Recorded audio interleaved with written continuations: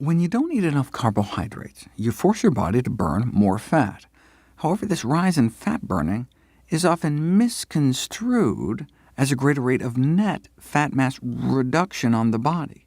But that ignores the fact that on a ketogenic diet, your fat intake shoots up as well. The question is, what happens to your overall body fat balance? You can't empty a tub by widening the drain if you're cranking up the faucet at the same time.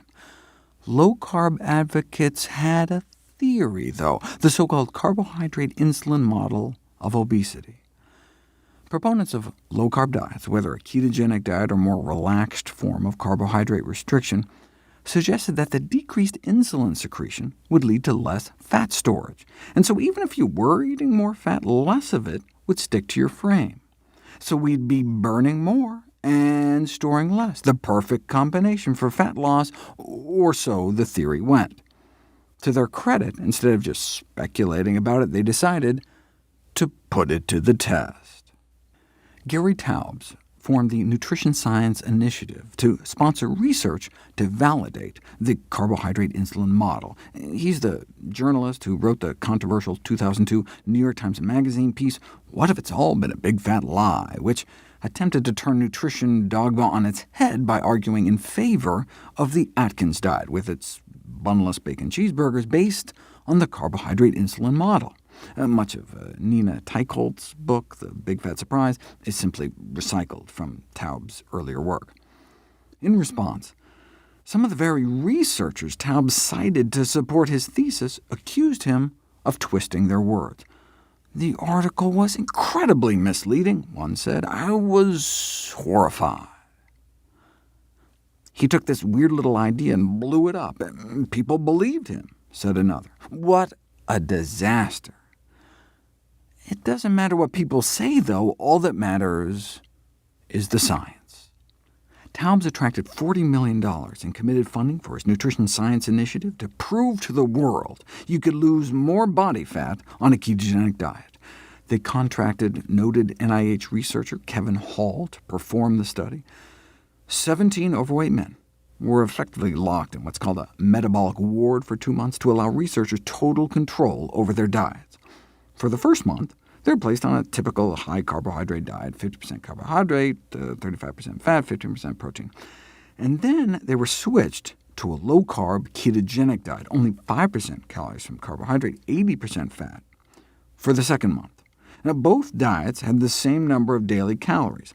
So if a calorie is a calorie when it comes to weight loss, then there should be no difference in body fat loss on the regular diet versus the ketogenic diet.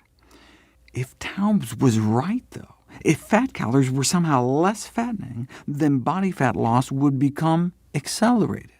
What happened instead, in the very study funded by the Nutrition Science Initiative, was that body fat loss slowed upon switching to the ketogenic diet. Wait, why do people think the keto diet works if it's actually slowing fat loss? Well, if you just looked at the readings on their bathroom scales, the ketogenic diet would seem like a smashing success. They went from losing less than a pound a week on the regular diet in the 2 weeks before they switched, to losing 3.5 pounds within 7 days after the switch to the ketogenic diet. But what was happening inside their bodies told a totally different story. Their rate of body fat loss was slowed by more than half. So most of what they were losing was just water weight. The reason they started burning less fat on a ketogenic diet was presumed to be because without the preferred fuel, carbohydrates, their body started burning more of its own protein. And that's exactly what happened. Switching to a ketogenic diet made them lose less fat mass and more fat-free mass. They lost more lean mass. That may help explain why the leg muscles of CrossFit trainees placed on a ketogenic diet may shrink as much as 8%. The vastus lateralis is your biggest quads muscle in your leg, shrunk in thickness by 8% on a ketogenic diet.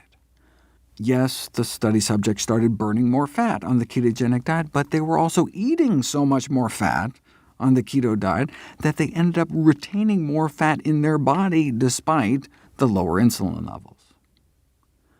This is diametrically opposite to what the keto crowd predicted, and this from the guy they paid to support their theory.